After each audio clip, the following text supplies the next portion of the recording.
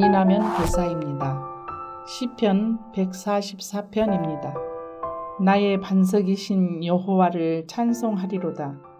그가 내 손을 가르쳐 싸우게 하시며 손가락을 가르쳐 전쟁하게 하시는도다.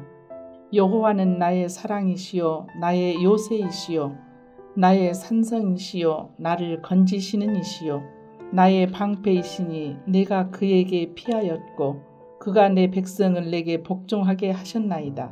여호와여, 사람이 무엇이기에 주께서 그를 알아주시며 인생이 무엇이기에 그를 생각하시나이까. 사람은 헛것 같고 그의 날은 지나가는 그림자 같으니이다. 여호와여, 주의 하늘을 두리우고 강림하시며 산들에 접촉하사 연기를 내게 하소서. 번개를 번쩍이사 원수들을 흩으시며 주의 화살을 쏘아 그들을 무찌르소서. 위에서부터 주의 손을 펴사 나를 큰 물과 이방인의 손에서 구하여 건지소서. 그들의 입은 거짓을 말하며 그의 오른손은 거짓의 오른손이니이다. 하나님이여, 내가 주께 새 노래로 노래하며 10줄 비파로 주를 찬양하리이다.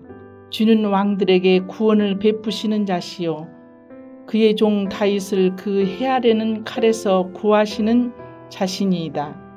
이방인의 손에서 나를 구하여 건지소서. 그들의 입은 거짓을 말하며 그 오른손은 거짓의 오른손이니이다.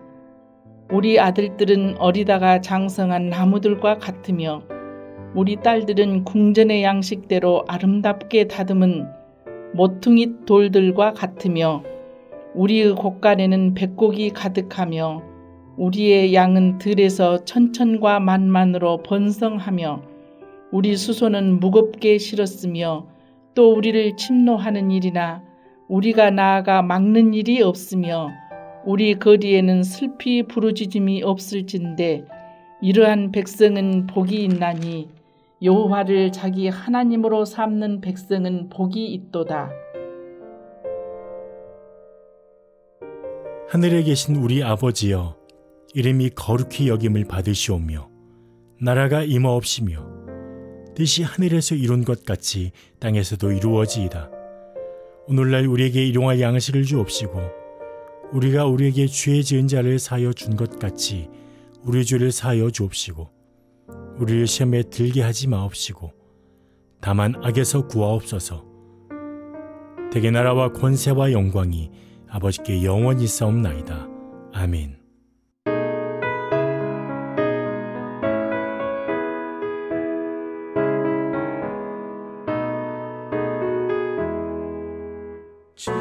지금까지 지내온 것 주의 크신 은혜라. 한이 없는 주의 사랑 어찌 이루 말하랴. 찬악해라 주의 손이 항상 살펴주시고 모든 일을 주 안에서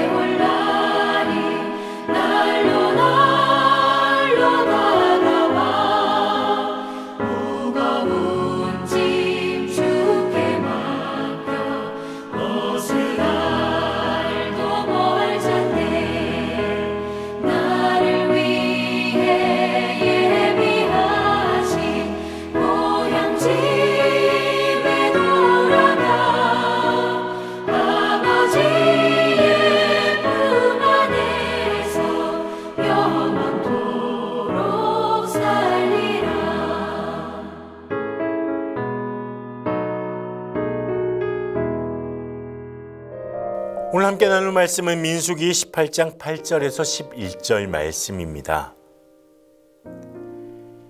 여호와께서 또 아론에게 이르시되 보라 내가 내 거제물 곧 이스라엘 자손이 거룩하게 한 모든 헌물을 내가 주관하게 하고 내가 기름 부음 받았으므로 말미암아 그것을 너와 내 아들들에게 영구한 몫의 음식으로 주노라. 지성물 중에 불사르지 아니한 것은 내 것이라. 그들이 내게 드리는 모든 헌물의 모든 소제와 속죄제와 속건제물은 다 지극히 거룩한즉 너와 내 아들들에게 돌리리니 지극히 거룩하게 여김으로 먹으라. 이는 내게 성물인즉 남자들이 다 먹을지니라. 내게 돌릴 것은 이것이니 곧 이스라엘 자손이 드리는 거제물과 모든 요제물이라. 내가 그것을 너와 내 자녀에게 영구한 몫의 음식으로 주었은즉 내 집에 정결한 자마다 먹을 것이니라. 아멘. 혹시 선물을 받아본 적 있으십니까?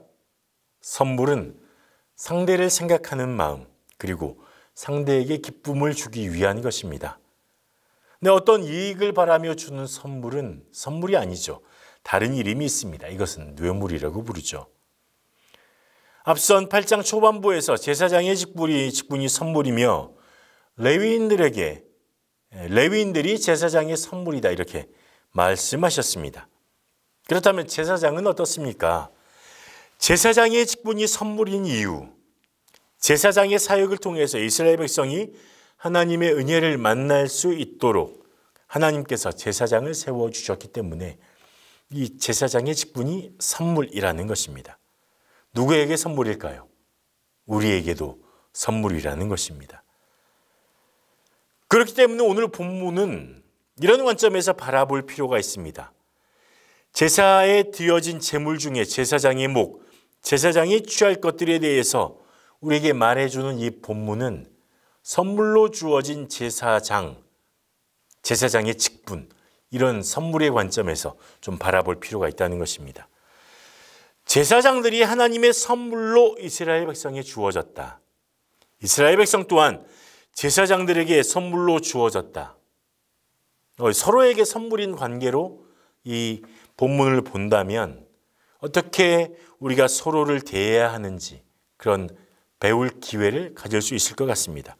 이것은 단순히 제사장들이 이스라엘 백성이 드린 제물 중에 무엇을 취하고 무엇을 그의 몫으로 받았는가의 문제가 아니라 하나님이 주신 선물로 그들의 선물로 주어진 제사장들 그리고 선물로서의 역할을 감당하는 제사장들 그들에게 어떻게 선물로 주어졌는지 이 제물들의 역할에 대해서 한번 살펴보았으면 좋겠습니다. 8절에서 이렇게 말합니다. 여호와께서 또 아론에게 이르시되 보라 내가 내 거제물 곧 이스라엘 자손이 거룩하게 한 모든 헌물을 내가 주관하게 하고 내가 기름 부음을 받았으므로 말미암아 그것을 너와 내 아들들에게 영구한 몫의 음식으로 주노라. 너와 내 아들들에게 영구한 음식으로 주었다. 하나님은 거제로 드려진 제물, 거제 방식이란 제물을 높이 들어서 흔들어서 거제물을 높이 들어서 올렸다가 다시 내리는 그런 것입니다. 흔드는 것은 요제죠. 거제물을 높이 들었다가 내리는 이 거제물, 이 방식으로 드려진 제물, 이것을 아론의 자손들과 제사장들 그들에게 주었습니다. 하나님께 드려진 이 제물은 제사장의 몫으로 정해졌습니다. 왜냐하면 그들이 기름 부음 받았기 때문입니다. 하나님의 선택을 받았다는 것이죠. 이스라엘 백성의 죄를 담당하는 사람들로, 죄를 짊어진 사람들로 선택을 받았고 그 선택받았음은 직분이 선물로 주어졌을 뿐만 아니라 이스라엘 백성에게 죄를 담당하는 선물로, 중보적인 역할을 하는 선물로 주어졌다는 것입니다. 그들은 그 땅을 기업으로 받지 않았습니다. 이들에게는 또 레위인들에게는 땅이 기업으로 주어지지 않았습니다. 대신 하나님께서 그들의 삶을 책임져 주시겠다고 말씀하셨죠. 그래서 이스라엘 백성들이 하나님께 드린 예물 그것으로 이 제사장들의 필요를 채울 필요가 있었습니다. 9절부터 10절을 보면 제사장의 목 중에 지성물에 대한 내용이 나옵니다. 지성물, 그것은 하나님께 드려진 예물을 뜻합니다. 이 중에서 번제단에 올려줘서 불사르지 않은 것이 제사장의 몫으로 제공이 됩니다. 이것은 제사장들만 먹을 수 있었습니다. 그것도 성소 안에서 먹을 수 있었죠. 물론 다른 성물들은 제사장이 그들의 가족과 함께, 여인들과 아이들도 포함되죠, 모든 가족과 함께 먹을 수 있었습니다. 하지만 지성물은 성소에서 제사장들에게만 주어졌습니다. 그들에게 특별한 권위를 부여하고 있는 것이죠. 또 11절에서 14절에는 첫 소산에 대한 이야기가 나옵니다. 여기에 나타난 제물은 거제물, 들어 올렸다가 내리는 제사의 그 방법으로 드려진 제물과 요제물, 흔들어서 드리는 그런 제물이죠. 이 화목제물도 하나님 앞에 흔들어서 요제로 드려지게 되는데, 여기에 포함된 제물은 속죄제, 속건제의 제물과 달리 모든 가족들이 함께 먹을 수 있는 그런 제물이었습니다. 그런 양식이었습니다. 또 수확한 곡식도 하나님께 요제로 드려졌습니다. 흔들어서 드렸다는 거죠. 특별히 수확한 첫 열매, 첫 소산을 하나님께 드려야 했는데, 이 첫 번째 것이라는 것은 모든 것의 대표성을 가지고 있었습니다. 그래서 이 첫 번째 것을 드림으로 말미암아 모든 것이 하나님의 것입니다. 제게 주신 모든 것은 하나님의 것입니다. 하나님 주셔서 감사합니다. 이런 감사의 의미도 포함되어 있죠. 그리고 15절에서 18절은 제사장의 몫으로 지정된 처음 태어난 것에 대한 이야기가 담겨 있습니다. 이스라엘 백성이 출애굽할 당시에 장자의 재앙을 겪었습니다. 하지만 어린 양의 피를 문설주의 바름으로 말미암아 장자 모든 것의 첫 번째가 죽는 재앙이 넘어가게 됐습니다. 이것을 바로 넘다 패스오버하다, 유월절이라고 부르죠.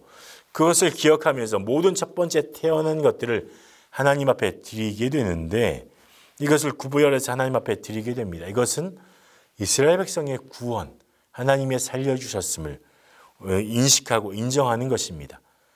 그래서 이것을 드림으로 말미암아 하나님의 백성으로, 나는 주님의 것입니다, 나는 하나님에게 속해 있습니다, 이런 고백이 담겨 있는 것입니다. 이 첫 태생을 하나님 앞에 드릴 뿐만 아니라 제사장들의 몫으로도 지정하게 되는 것이죠. 19절에서 20절은 이 모든 제사장의 몫에 대한 요약본들이 나옵니다.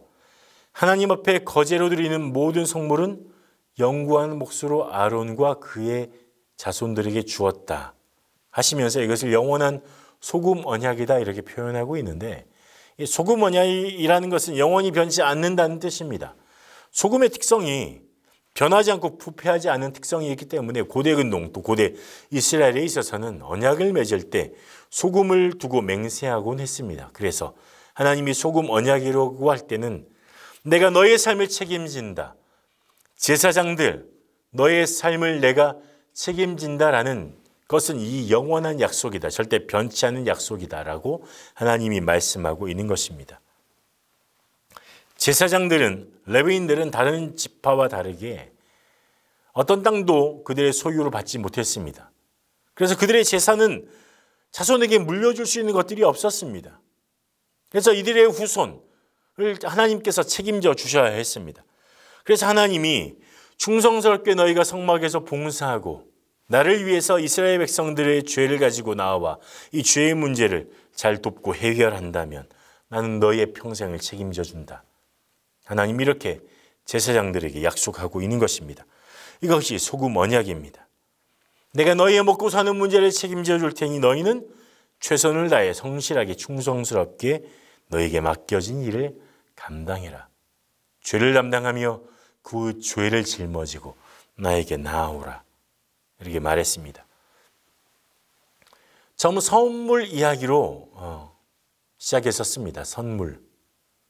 하나님은 이스라엘 백성 가운데 제사장들을 선물로 주셨습니다. 제사장 스스로에게도 이 직분은 선물이기도 하죠. 하지만 이스라엘 백성도 제사장들에게 선물입니다. 왜냐하면 하나님께 드려진 제사장의 몫을 책임져 주는 사람들이기 때문이죠. 서로의 관계 안에서 선물임을 알아야 합니다. 우리는 서로에게 선물이어서 서로의 필요를 책임져 주고 하나님과 더 가까워질 수 있도록 도와주며 하나님의 사랑을 서로에게 증거하고 나누어 주는 관계여야 하는 것입니다. 오늘 본문이 단순히 제사장들의 몫에 대한 이야기라고 우리는 보지 않아야 합니다. 왜냐하면 하나님께서 제사장들에게 피로를 채워주시는 이유는 이스라엘 백성의 피로를 채워주시는 것과 동일한 선상이 있기 때문입니다. 하나님과의 관계에 있어서 죄의 문제를 가지고 하나님 앞에 나아가는 제사장들, 그리고 그 제사장들의 피로를 채워주는 이스라엘 백성들, 하나님이 이 일을 계획하시고 준비하시고 감당할 수 있도록 하셨죠. 서로에게 그런 선물로 주어지도록 하셨다는 사실입니다. 우리는 이 사실을 기억해야 합니다. 우리는 서로에게 선물입니다. 서로에게 필요를 채워주는 그런 존재여야 합니다. 누군가에게 일방적으로 무엇인가 주는 또 무엇인가 받는 존재가 아니라 서로에게 기도로, 나눔으로, 사랑으로 채워주는 존재여야 하는 것입니다. 오늘 이 본문을 통해서 주님이 우리에게 주신 이 말씀처럼 서로에게 선물인 우리가 되었으면 좋겠습니다. 오늘 만나는 모든 사람들에게 선물이 되는 또 귀한 여러분들이 되시기를 간절히 축복합니다. 함께 기도하겠습니다. 하나님, 하나님의 선물로, 하나님의 사랑으로 내가 여기 있음을 알게 하여 주셔서 감사합니다. 하나님이 나에게 맡겨주신 사역들 감당함으로 다른 이들에게 나의 삶이 선물이 되길 소망합니다. 또 하나님, 주님이 주신 귀한 공동체 우리 광주 동명교회가 나에게 선물이 되어 또 내가 연약할 때 내 피로를 채워주는 아름답고 귀한 동역자들을 만날 수 있도록 하나님께서 인도하시고 붙들어 주시고 도와주시옵소서. 감사하며 예수님 이름으로 기도합니다. 아멘.